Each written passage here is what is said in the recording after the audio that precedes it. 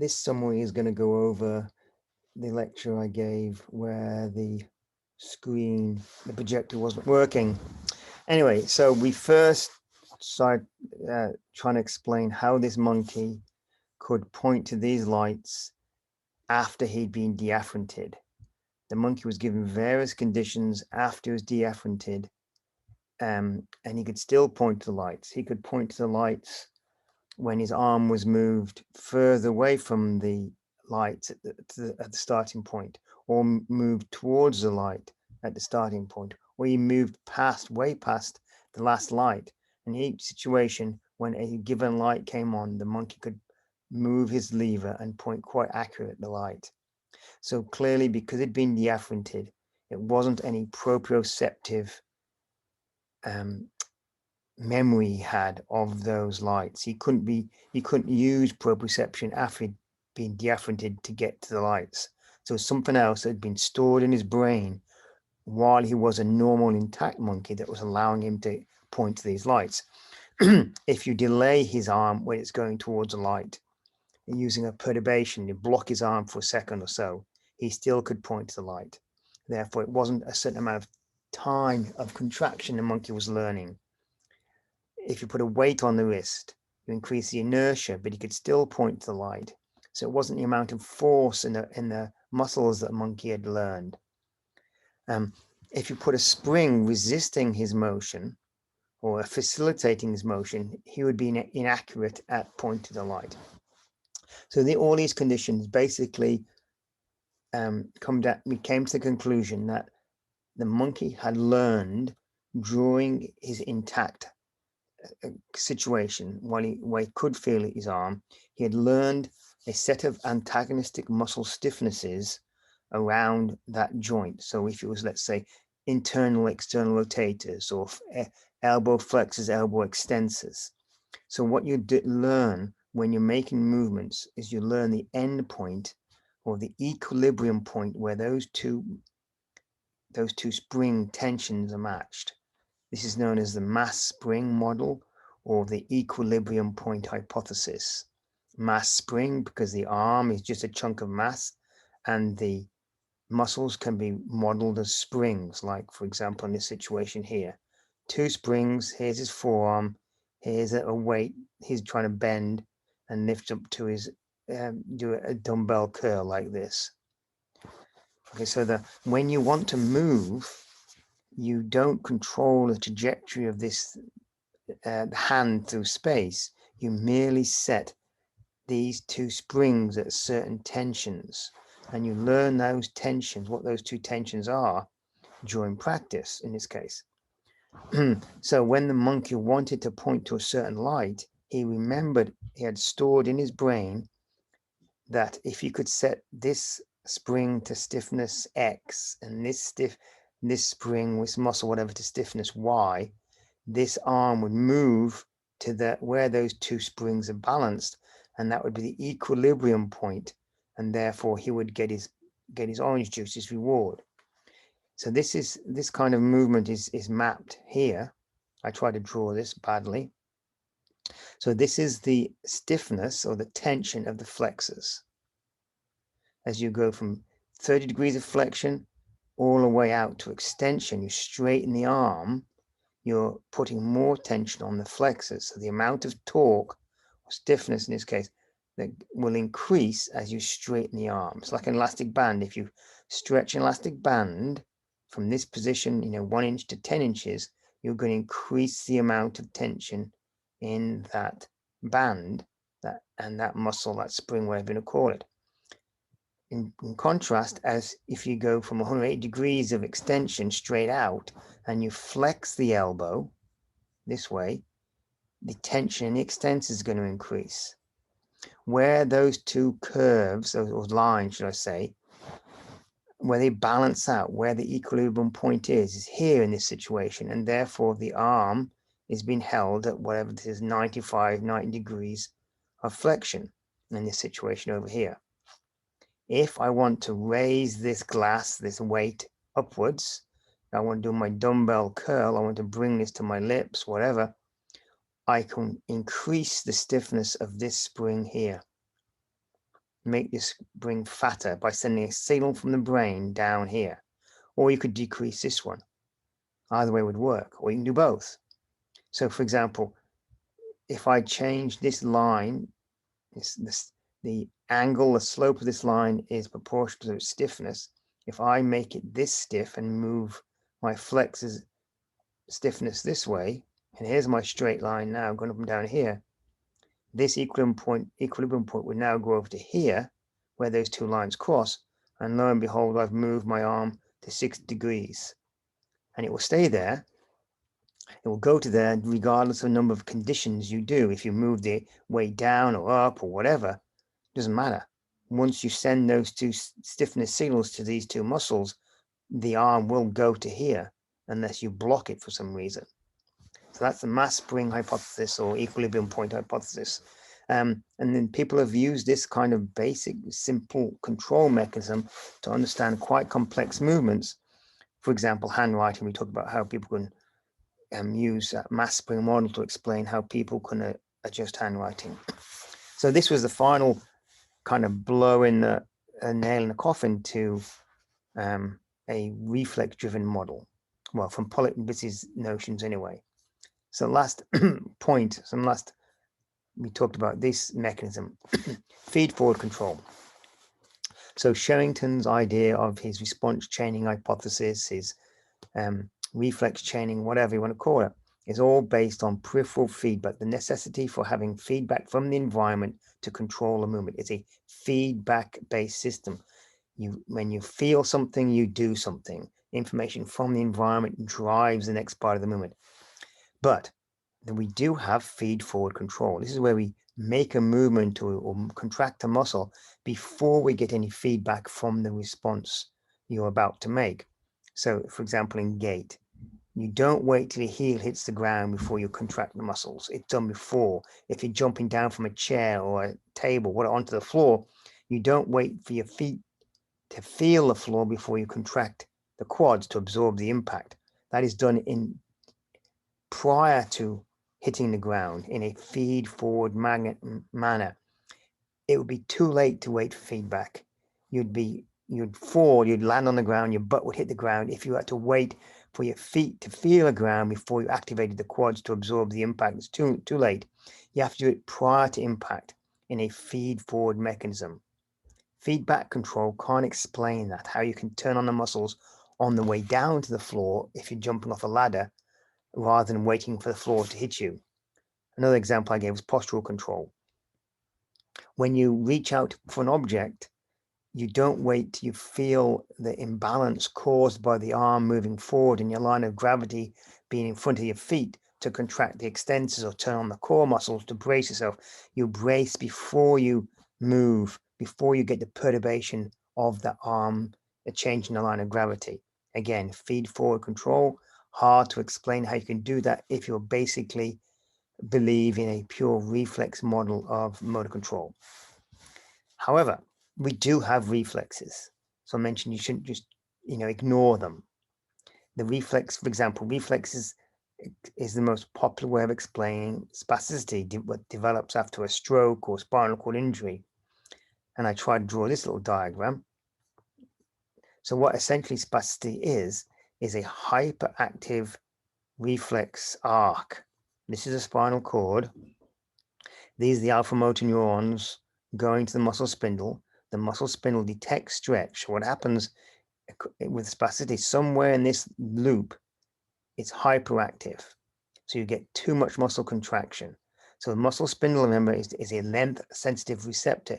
It detects the amount of stretch and, more importantly, in spasticity, the speed of stretch, the velocity of stretch, the rate of change. And it's the 1A afferent. We'll get to this in neurophys. This is the fellow that detects the rate or the velocity, the speed at which you're being stretched.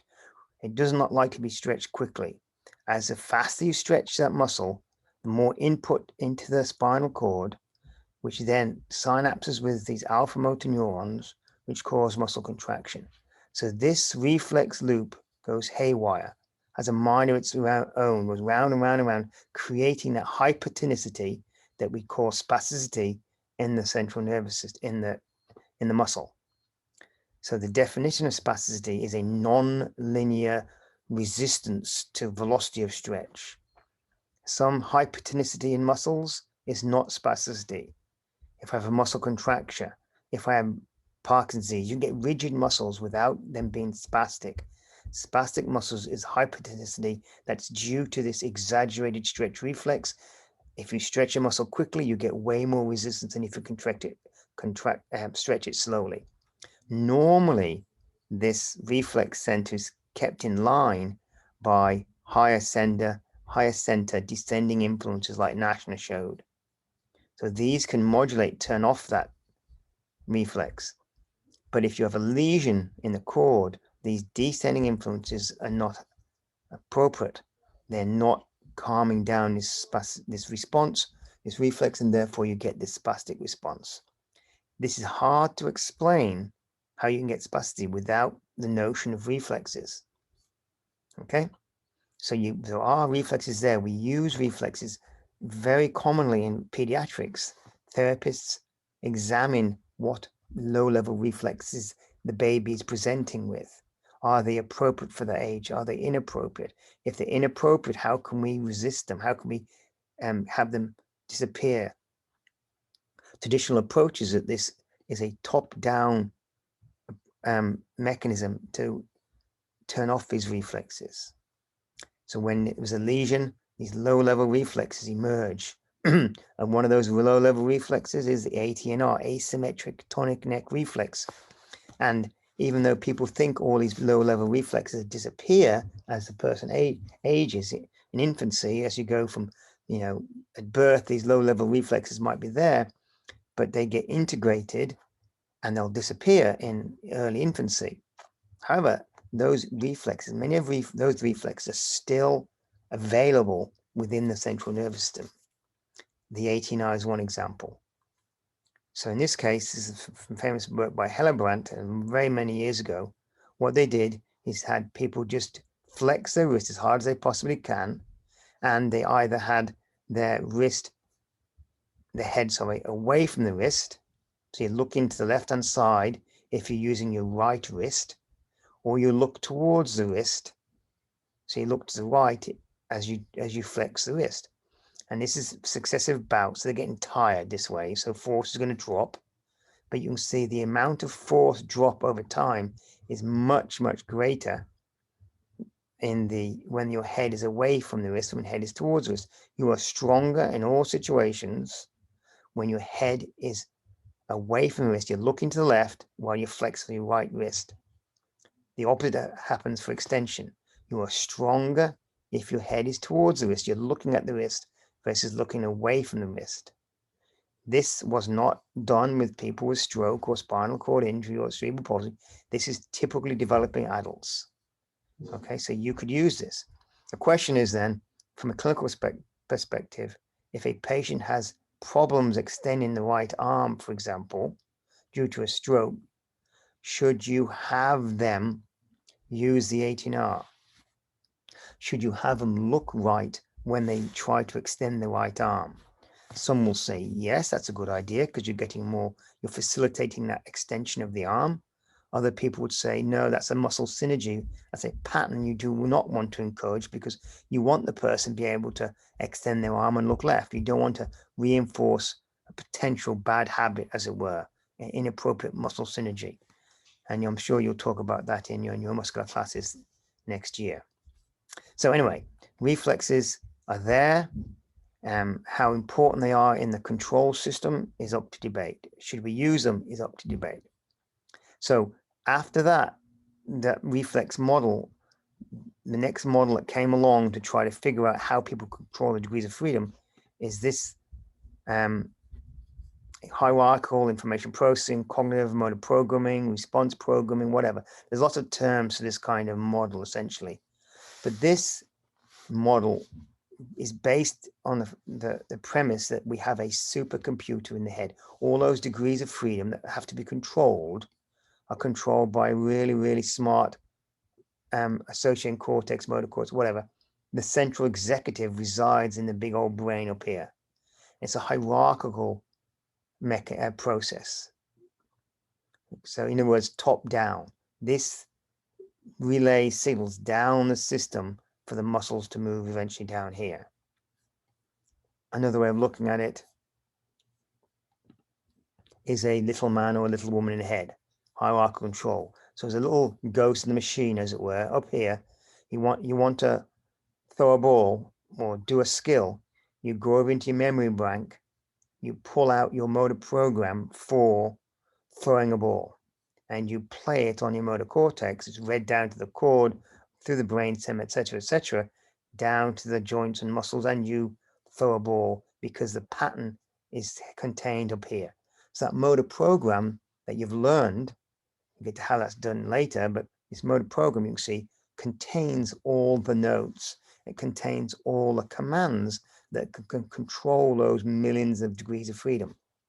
From my personal view, I think that's very difficult to imagine a motor program that can contain enough information to control the body as you do the hokey pokey, whatever. But that's another debate we'll get into. But this is what the hierarchical approach looks like. And this is what the NDT approach basically believes, in that it's the central executive that is the most important part of controlling those degrees of freedom. It's not particularly feedback. Feedback can be used, but in the learning, but it's the little ghost in the machine that is the big man here, the big lady, who's going to have is all powerful in controlling those degrees of freedom. Okay, so there's lots of evidence, obviously, hopefully, for such a model being true for these motor programs. So a hierarchical approach relies on stored motor programs that are read out to the effectors when needed. One example we demonstrated was handwriting. When you write with your hand, you write your dominant hand, your left hand, your foot, your mouth, whatever. The pattern of that writing is very, very similar, even though it might be big and messy. The way you attempt to write your letters is going to be the same, no matter what effector you're using. So essentially what's happening is you're using that program, the pattern is stored within that program, and you read it out to different effectors, and you produce handwriting with different limbs. We looked at typing. If you type a word or a sentence, and if you type it slowly or quickly, it doesn't matter about the map. A total time and the time between each letter will change in terms of total time, but the relative time between certain given letters will be the same. So it will be a 2% of the total time of a sentence. No matter whether the sentence takes 20 seconds to type, 5 seconds or 10 seconds, the gap between two certain letters might be always 2%. The gap between these two letters might be 11%, but the timing stays the same. So timing is an inherent part, intrinsic part of that motor program. We can speed that timing up, we can slow that timing down, but that timing is invariant. And that invariance, that timing invariance, has been taken as evidence that motor programs exist. Same thing happens when we tap a series of plates, like, we went da da da da da, and you learn a rhythm, and you're told to go as fast as you possibly can. After you've learned the rhythm and after you've got a motor program for those sequence of tapping, it's kind of difficult to get out of that sequence, that rhythm, because that rhythm controls the hand through space, because you've learned a motor program for it. So you can play that rhythm quickly or slowly, but that, again, rhythm is taken as evidence there is a motor program. The last thing we talked about, response complexity, was where we have a simple response after reaction time. So you're told to go as quick as you can, and you make a simple movement, or you make a complex movement, like taking a simple movement would just go to one target. A more complex movement would go to 2 or 3 or 4 targets. And as you increase the complexity of the response, or the number of targets to be hit by your finger, or whatever it is, the reaction time, the time to start moving, not the time to do it, but the time to actually start moving, to get off the button, as it were, increases. So this increasing reaction time with increased response complexity is taken as evidence that there must be a more complex motor program controlling a more complex response. And since the motor program is more complex, it takes longer to get it read out to the appropriate neuromotor control centers. and therefore reaction time will increase. So response complexity, the bigger the response or the higher the response complexity equals higher response complexity or more intricate motor program, a longer motor program, whatever, and that will therefore take longer to read out, and therefore your reaction time will increase. So again, reaction time increases response complexity has been taken as evidence of motor programs existing in the brain. And then I think that was about it. What we're going to talk about now is if you believe in this hierarchical approach, as the neurodevelopmental treatment people do, then your clinical course of action would be to try to reestablish higher center control. We have to work our way back up to the big old brain. We have to get back up to this center to allow it to be able to control these. We have to inhibit these low-level reflexes, allow this higher control to emerge. And we'll carry on talking about that next class.